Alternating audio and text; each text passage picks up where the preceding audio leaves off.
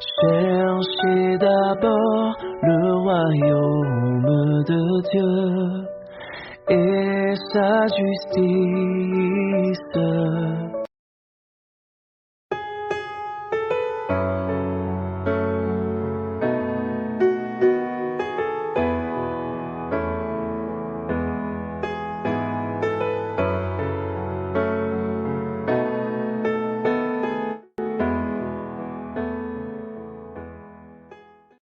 Amen. Amen. Chers frères et sœurs dans le Seigneur. Ce message est la suite et deuxième partie de la révélation de notre frère Kingsley Ubani. Veuillez encore écouter le message jusqu'à la fin, et que Dieu vous bénisse. Kingsley Ubani, révélation divine, le temps est fini, deuxième partie. À l'intérieur de la porte du ciel. Alors que je suivais l'ange, il me fit entrer dans un bâtiment. Le bâtiment avait plusieurs pièces. L'ange a ouvert l'une des portes de ces pièces et m'a demandé d'entrer et de voir mon maître. Comme j'étais sur le point d'entrer dans la pièce, j'ai vu quelqu'un qui était face au mur et qui pleurait. Je me suis alors arrêté et me suis tenu devant la porte. J'étais gêné quand j'ai vu la personne. J'ai alors dit à l'ange, je pensais que le ciel était un lieu de joie, mais pourquoi cette personne pleure-t-elle au lieu de se réjouir? Et il m'a dit, Kingsley, tu as insisté pour voir ton maître, viens voir ton maître. J'ai dit à l'ange la deuxième fois que j'avais été informé que le ciel est un lieu de joie, mais pourquoi cette personne pleurait-elle au lieu de se réjouir? L'ange m'a dit, Kingsley, regarde maintenant ton maître. J'ai alors dit à l'ange qu'il n'était pas sûr de ce qu'il me disait. Quand j'ai dit cela, c'est comme si l'ange était devenu plus furieux contre moi, puis il a dit à la personne, ton fils, Kingsley, est ici, et la personne s'est retournée et m'a regardé. Quand elle m'a regardé, j'ai vu que ses yeux étaient rouges et que les larmes qui coulaient de ses yeux étaient aussi épaisses que du sang, et j'ai été choqué. La personne qui pleurait, c'était Jésus-Christ. Quand je l'ai vu, je lui ai dit, mon maître, pourquoi pleures-tu? Mais il ne m'a pas parlé. Il a seulement fait un geste de la main gauche qui indiquait que je devais sortir de cet endroit, et je l'ai supplié de me dire au moins quelque chose, mais il ne l'a pas fait. Au lieu de cela, il a continué à faire le geste de sa main gauche. Puis, à un moment donné, alors que je le suppliais encore de me parler, il s'est retourné et a regardé l'ange d'un air furieux et l'ange m'a demandé de le suivre et je suis sorti de la pièce avec l'ange. Lorsque nous sommes sortis de cet endroit, des larmes ont commencé à couler de mes yeux.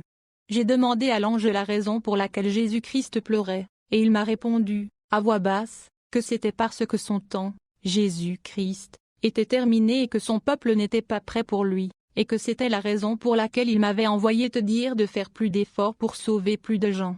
Puis j'ai dit à l'ange que puisque mon maître voulait que je fasse plus d'efforts, j'aimerais connaître le résultat des efforts que j'ai déjà faits depuis que j'ai commencé à partager le message intitulé Un autre avertissement. L'ange m'a alors dit, Kingsley, voici le résultat de tes efforts, depuis que tu as commencé à partager le message intitulé Un autre avertissement, 15174. 1574 personnes qui sont nées de nouveau se sont repenties et parmi elles, 305 se sont sincèrement repenties de leurs péchés. Ensuite, le nombre de personnes qui sont nées de nouveau pour la première fois après avoir entendu ou lu un autre avertissement est de 59 personnes. Ce sont les résultats de tes efforts. Puis l'ange m'a demandé d'aller et de continuer à faire ce qui m'a été demandé de faire. Et j'ai commencé à revenir dans ce monde mauvais rempli de péchés. Mais alors que je marchais le long de la rue du ciel pour aller vers la première porte, les murs entiers sont devenus comme un écran, et ce que je voyais sur ces murs était, Kingsley, cours, le temps est fini. Je n'ai pas couru, mais j'ai commencé à marcher très vite depuis ce point précis jusqu'à l'extérieur de la cité céleste. Lorsque je suis sorti de la cité céleste, un vent fort est venu et m'a transporté jusque dans ma chambre.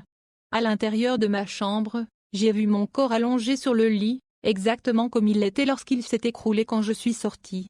Puis le même vent est venu et a poussé mon esprit dans mon corps, et je me suis levé.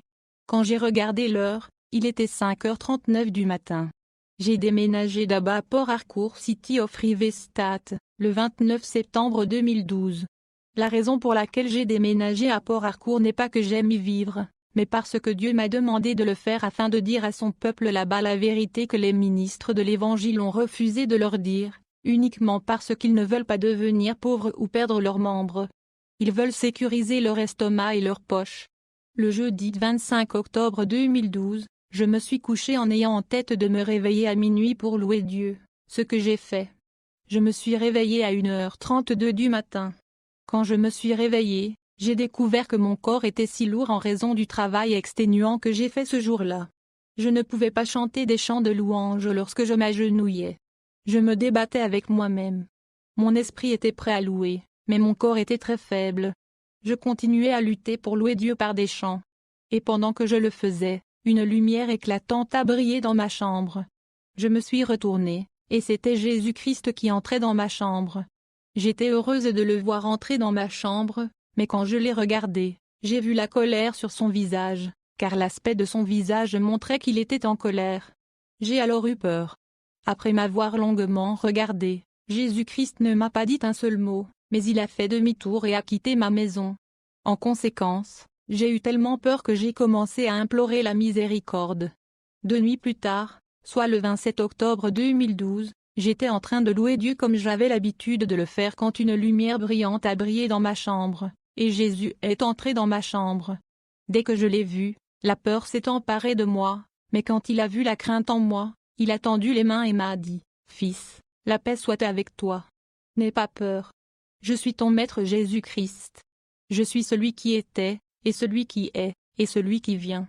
Je suis celui qui est mort sur la croix pour acheter tous ceux qui croiront en moi. Je suis le premier et le dernier. Je suis l'alpha et l'oméga. N'aie pas peur. Je suis ici pour te dire que je t'aime encore. Je veux t'emmener au ciel pour te montrer ce qui s'y passe maintenant. » S'étant approché de moi, Jésus-Christ a croisé sa main droite sur mon épaule et m'a dit, « Mon fils, je veux t'emmener au ciel. Pouvons-nous y aller maintenant ?» Et en réponse, je lui ai dit oui. Puis il a enlevé doucement sa main de mon épaule, et mon corps est resté immobile tandis que mon esprit est sorti du corps. Jésus-Christ m'a tenu par le poignet droit et m'a dit, « Mon fils, allons-y maintenant. » Et nous avons quitté ma chambre pour le ciel. Puis Jésus-Christ m'a emmené dans un endroit où les saints séjournaient. Quand nous sommes arrivés, l'endroit était si éclatant en raison de la lumière qui émanait du corps de ces personnes, que je ne pouvais que baisser les yeux pour bien les voir. Ces saints ne chantaient pas mais ils criaient, « Alléluia, Alléluia, Alléluia, le temps est fini. » Et ils étaient extrêmement heureux. Après avoir observé ces gens pendant quelques minutes, Jésus-Christ m'a emmené dans un autre endroit, et quand nous sommes arrivés là, j'ai vu des anges qui criaient la même chose, « Alléluia, Alléluia, Alléluia, le temps est terminé. » Puis Jésus m'a emmené dans une rue. Ce que j'ai vu dans cette rue me fait encore peur. Dans cette rue, j'ai vu un autre groupe d'anges qui s'accordaient d'une manière unique. Chacun d'eux tenait une trompette dans ses mains mais l'ange qui les dirigeait tenait une trompette plus grande et plus longue. Jésus m'a alors dit, « Fils, ces anges que tu vois ici vont aller dans le monde pour souffler dans leurs trompettes. Ce sont les choses qui se passent maintenant. Je te montre toutes ces choses pour que tu ailles dire au monde que mon temps est terminé. Je veux me reposer. Depuis que je suis mort sur la croix pour l'humanité, je n'ai cessé de pleurer pour eux, mais ceux pour qui je pleure ne se soucient pas de ma douleur. » De plus, Jésus-Christ m'a dit, « Mon fils, j'ai essayé. Je veux me reposer. Je ne peux pas continuer à pleurer. » Bien que Jésus-Christ ait dit qu'il ne peut pas continuer à pleurer, il pleurait pourtant encore pendant qu'il me parlait. Et alors que Jésus-Christ pleurait encore, il s'est tourné vers moi et m'a dit, « Mon fils, je suis heureux que tu déploies plus d'efforts pour faire le travail, mais sais-tu que tu conduis les gens au feu de l'enfer ?» Ayant entendu que je conduisais les gens au feu de l'enfer, j'ai demandé à Jésus-Christ, « Comment ?» Il m'a répondu, « Mon fils, lorsque les femmes t'ont demandé comment elles allaient garder leurs cheveux, tu leur as dit qu'elles ne devaient pas avoir d'attache sur la tête et qu'elles ne devaient pas utiliser de laine pour garder leurs cheveux, mais tu as continué à leur dire d'utiliser du fil pour tresser leurs cheveux. Ne sais-tu pas que le fil est aussi une attache ?»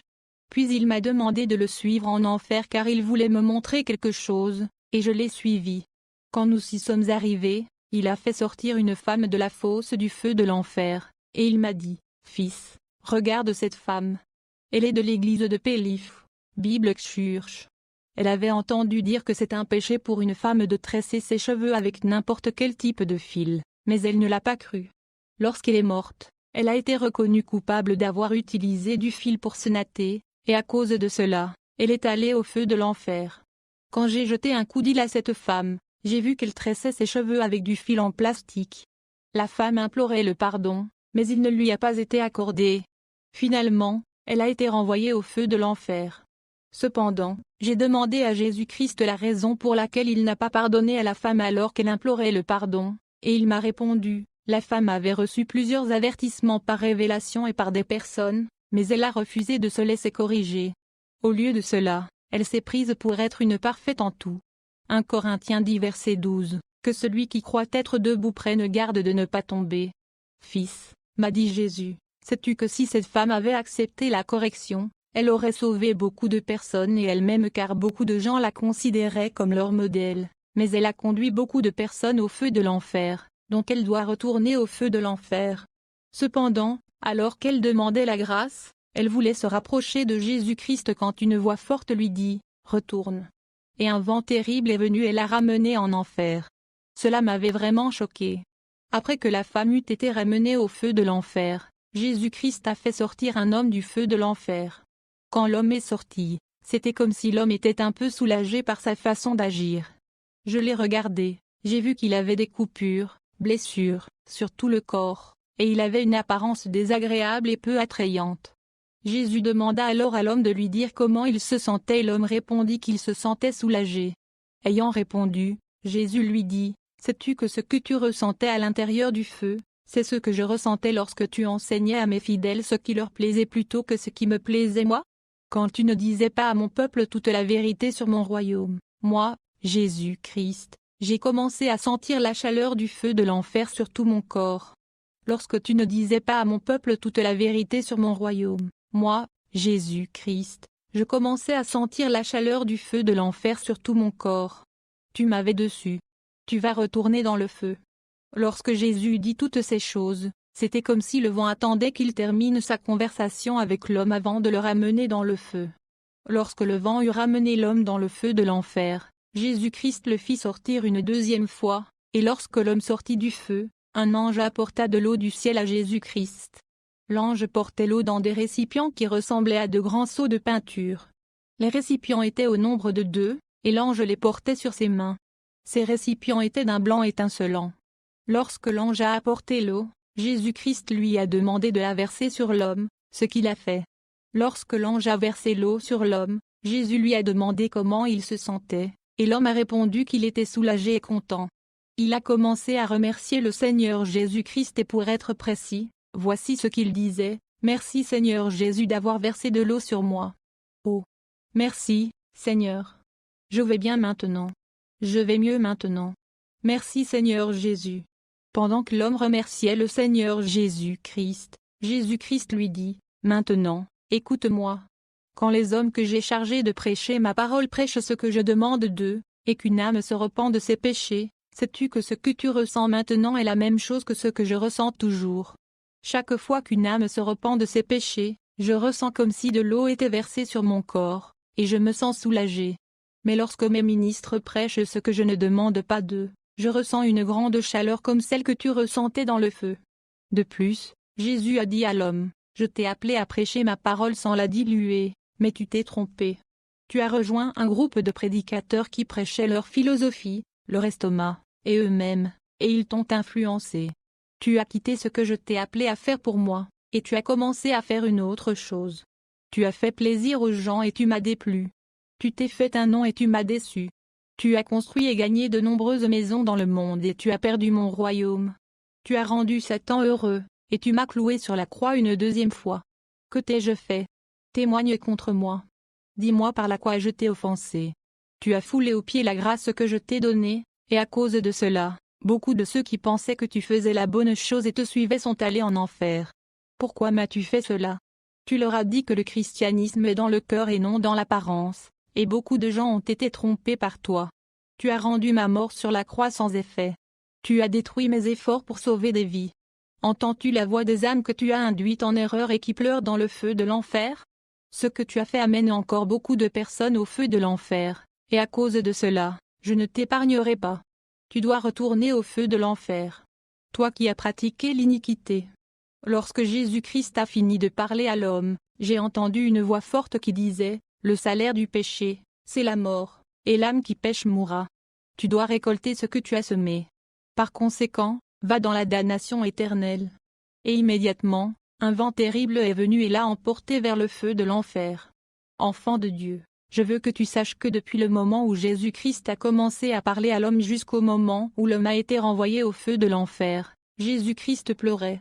Et quand je regardais la façon dont il pleurait, j'avais pitié de lui parce qu'il pleurait comme une femme dont la relation conjugale a été brisée. Son cœur était brisé.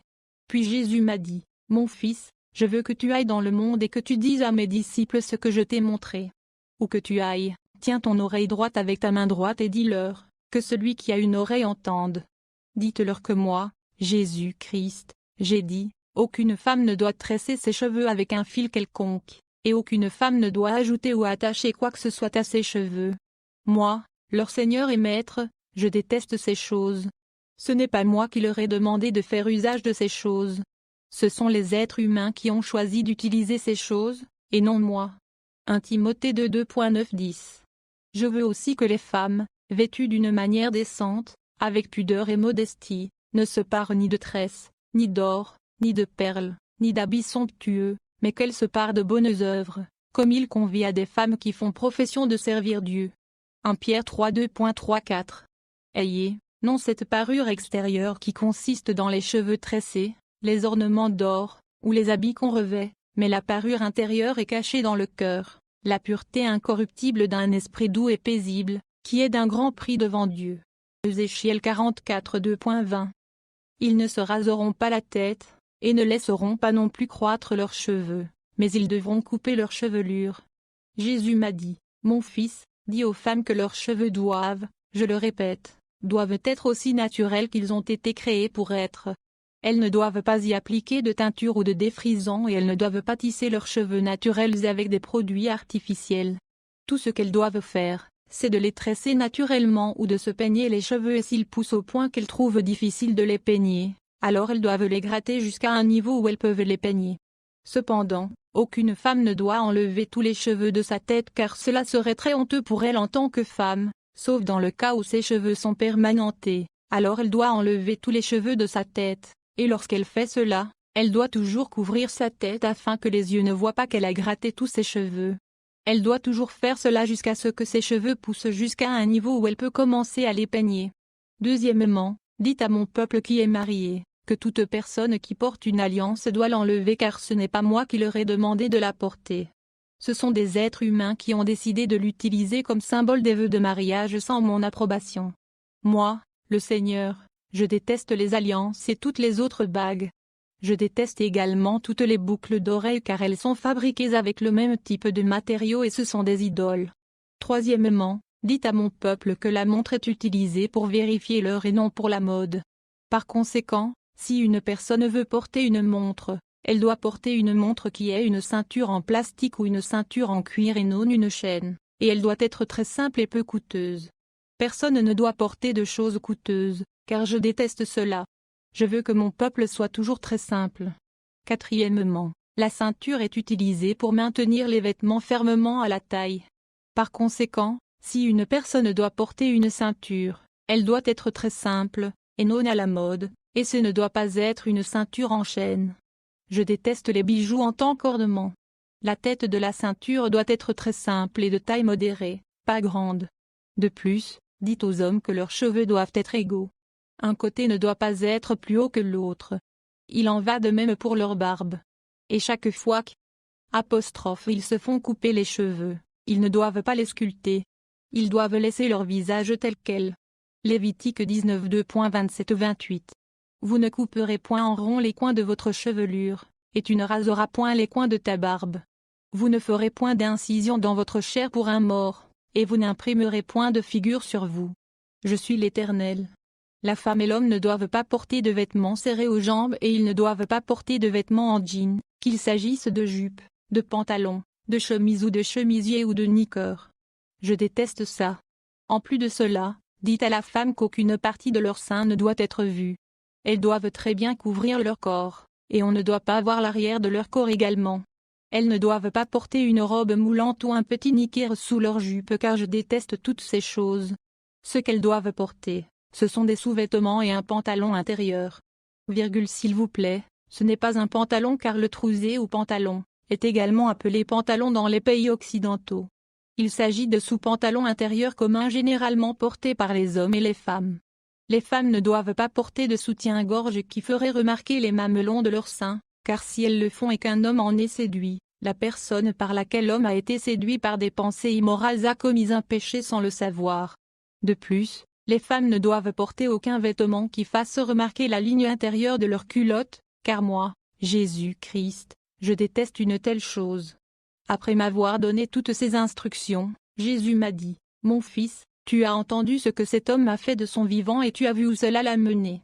Si tu ne parviens pas à donner mes messages de la même manière que je te les ai donnés, et si tu ne parviens pas à diffuser les messages dans le monde, tu te verras au même endroit, et c'est le feu de l'enfer car je n'aurai pas de compassion pour toi. Je t'envoie dans le monde pour dire à mon peuple que le temps est terminé. Que celui qui a une oreille pour entendre, entende ce que je dis à mon peuple. » Fils, Jésus m'a appelé et m'a dit, « Je veux que tu saches que tu vas être accusé de ce que tu n'as pas fait, et qu'il y aura des rumeurs contre toi. C'est ce que Satan, le Lucifer a prévu contre toi afin de détruire les messages que je t'ai donnés et aussi pour te décourager, mais ne te décourage pas quand ces choses commenceront à arriver. Sois courageux et focalise-toi car Satan ne peut pas détruire les messages que je t'ai donnés. Moi, Jésus-Christ, je défendrai les messages parce que je te les ai donnés pour éviter à mon peuple d'aller au feu de l'enfer, mais ma colère reposera sur toute personne qui essaiera de détruire les messages. Je t'ai dit d'être courageux, mais si tu n'y parviens pas, mon âme ne prendra pas plaisir à te voir. » Finalement, Jésus m'a amené à un certain point et m'a dit, « Fils, je te laisse ma paix. Retourne dans le monde. Je te laisse ma paix. Je suis avec toi pour toujours, je ne te quitterai pas, je ne t'abandonnerai pas, je t'aimerai toujours. Retourne dans le monde et fais ce que je t'ai enseigné, car mon temps est fini. » Puis il m'a fait un signe de la main droite qui indiquait qu'il me disait au revoir, tandis que je commençais à retourner dans le monde. Quand je suis revenu à ma maison, j'ai vu mon corps toujours agenouillé exactement comme il était quand j'ai quitté la maison pour aller au ciel, et alors que je regardais mon corps, un vent est venu et a poussé mon esprit dans mon corps, et j'ai ouvert les yeux. Quand j'ai regardé l'heure, il était 4h02 du matin. Ayant lu ce livre, enfant de Dieu, je veux te dire que mes mains sont lavées de ton sang. Si tu vas au feu de l'enfer, tu ne pourras t'en prendre qu'à toi-même. Je te souhaite le ciel tout de même. Bien-aimé, c'est par la miséricorde du Seigneur que vous avez reçu ce message, mais pour garder ces réalités de sainteté, vous devez être discipliné afin de savoir comment garder votre relation de marche quotidienne avec le Seigneur Jésus-Christ. Fin de ce message. Fin de la révélation sur le temps est finie. S'il vous plaît, faites circuler cette vérité à vos amis et connaissances pour qu'ils, ou elles, soient aussi informés et qu'ils arrangent leur vie comme l'exige le Seigneur. Que Dieu vous bénisse et à bientôt sur la chaîne.